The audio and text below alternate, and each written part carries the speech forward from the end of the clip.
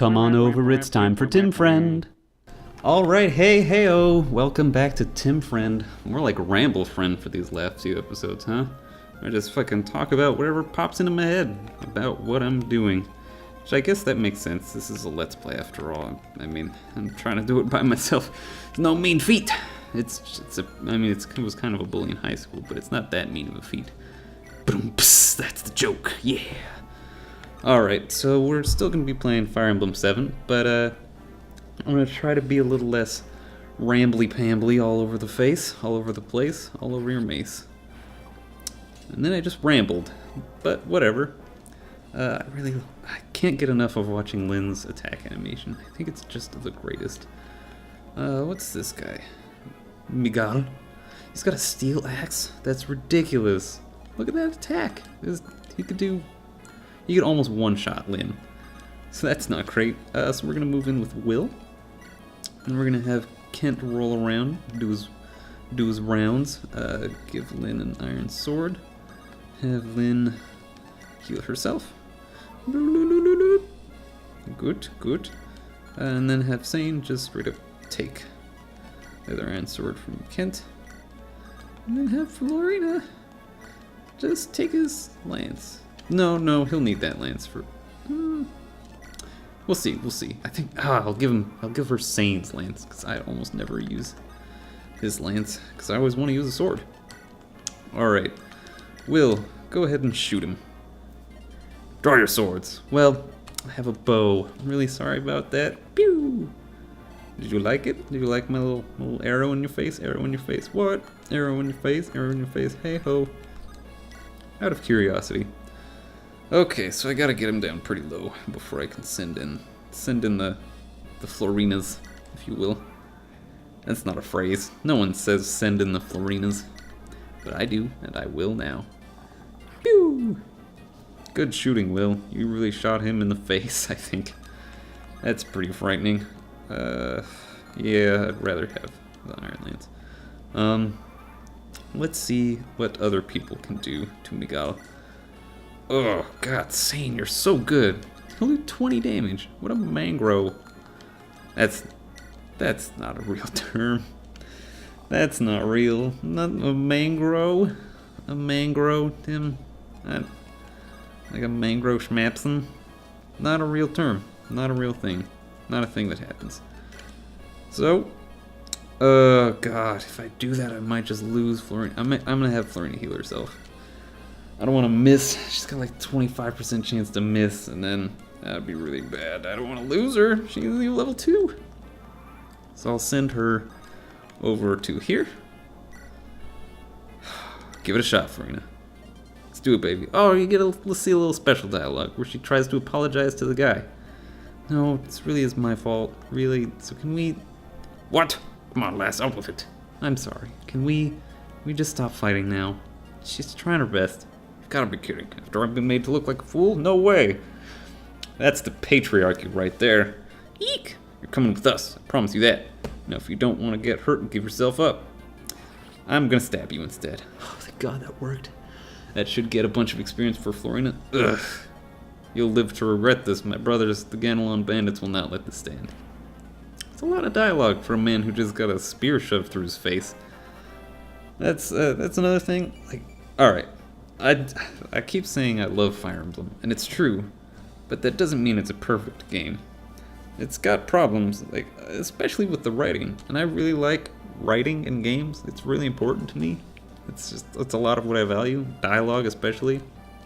But there's a lot of characters that have sort of a H.P. Lovecraft syndrome. I don't mean the blatant racism, but I do mean like when they die, they just monologue for a while. And they're just like, you've killed me. But before I die, I want to say to you, always believe in the heart of what you're doing. And take that quest in your heart and set it out to be your destiny. And never forget that friendship is what brings us here together.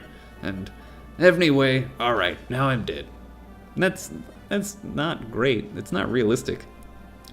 You're not missing a lot of important stuff here. It's Florina's sort of joining Lynn's party because she has to join a band of mercenaries, and they're like, hey, we're a band of mercenaries, or at least we can pretend, even though we're not getting paid. Will also joins, it's a little joke, because it's like, wait, fucking me too? Okay. And Kent gets mad at Sane. Sane loves ladies. It's pretty standard fare. It gets a little more complex later on, but it also means we get to see less of the side characters like Sane. That's another reason why I like Lynn's campaign. There's fewer characters, so you get to see more of them. You get to see Sane all the time. Look at him. You get to see those beautiful brown eyes, and his wonderful dialogue. He's a knight of Caitlin, and beautiful, and yet so modest. I love her. I love Florina. I love Lynn. I love Sane. Love these characters. Will, he's all right. It's because his little auburn hair. I don't think he leveled up in that mission, so I didn't get a taste of whether he's gonna be good or bad. I like to give people 5 levels before I make that assumption, though. So there's gonna be some characters where I'm not sure about this, or I actively hate this character, and then I'll level them up 5 times. It's like, you know what? It's doing pretty well. That was the case with Will. Like, I didn't really like him because he's kind of boring. He's kind of forgettable. He's like an early career Paul Rudd, I guess. He just sort of plays a guy who was like, what? Good. I don't actually know if that's true. Did he do that? For the earliest thing I saw him on was Friends. Never mind, he was pretty funny in there too. But he was still kind of boring. So you know what? Good. That's a fucking great analogy I just made. They're being pursued by bandits that are mad that you killed their friends. That's the plot of this so far. You fight bandits for like 6 chapters. And I mean that... as much as I gave it a little shit earlier for it being like any Fable game, where it's just like, bandits, whoop whoop. It makes sense, because Lynn hates bandits, and it's sort of like it's more pressure on that. She has to, it's like part of her everyday life, almost. Like, you can't travel safely, there's just bandits fucking everywhere. Sane hits on them, but they're staying in the shitty fortress. He's sad that he has to keep watch instead of sticking with the ladies, and you know what, I can't blame him. There's a weak woman with a problem with a leg. Hey, know what? No, she's not even weak. Her husband went out to try to fucking fix her leg, and when he didn't come back, she went out to look for him. That's a strong enough woman for me. She just got a bad leg, have trouble walking around. But her husband's name is Dorcas, which I thought was hilarious however the fuck old I was when this game came out. Young. And because it's a Dork Ass. And then I found out it was a real name. And I was like, oh no. But who the fuck have you met named Dorcas that was born after like 19th fucking 30? Like, is anyone named that anymore? We finally tracked down the band that defeated Miguel. Weaselface. Ugh. He is like, with a face like that, you're never going to be the leader of your bandit gang in a fantasy setting. You're always going to be the guy who's going, yeah, boss. Yeah, boss. Yeah, real good, boss. You're right. Oh my god. You're right, Cartiga. You're so smart. We'll avenge Miguel and get some pretty souvenirs to boot. Who knows? Maybe I'll be a leader after all. That's not that funny. Let's go. Spread out in circles. He calls his friends rogues. He's like, hey, you bandits. What the fuck? It's a weird, like, you're just admitting that you guys are kind of assholes. Oh, look, it's the one brigand who doesn't look quite like any of the other ones. Oh, surprise, it's Dorcas. He's got red hair, an angry face, and shitty stats. So, excuse me. We're not gonna fucking use him, because I think he sucks balls. I mean, apparently he can be okay, but I just don't like him. You get him really early on, and all he gets is fucking hit points, and that's not good enough. I need people to be fast or to hit mans with swords. This is a sword hit man's game. What do you think? Should we go out and face them? No, Natalie cannot move well. Now we'll put her in danger. Let's talk about strategy, and then talk to you, the player, and about what you should do in this level. Remember, these are sort of tutorial missions. You're not supposed to come, like, hard mode is not fit for these tutorial-y conversations. This fortress has 2 entrances. That man over there, doesn't he remember the picture of Natalie's husband that we didn't see? But we know because his name is Dorcas. So we gotta send Lynn over here so Dorcas can throw his axe at her and then she'll talk to him. But we can also send Will over here. Let's see, that archer can hit anywhere in there, so we'll send Will here. Kent will stay right where he is.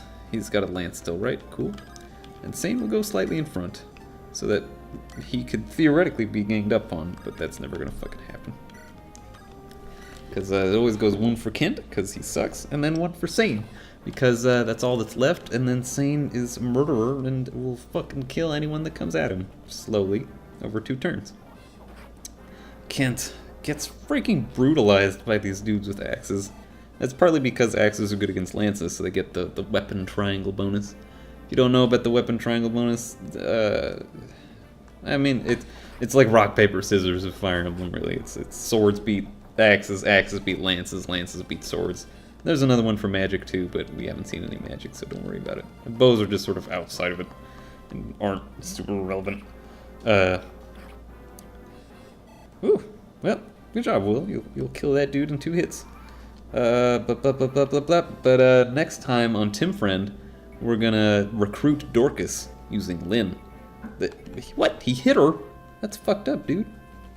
That's fucked up. Don't hit her. She's gonna talk to you. Jeez.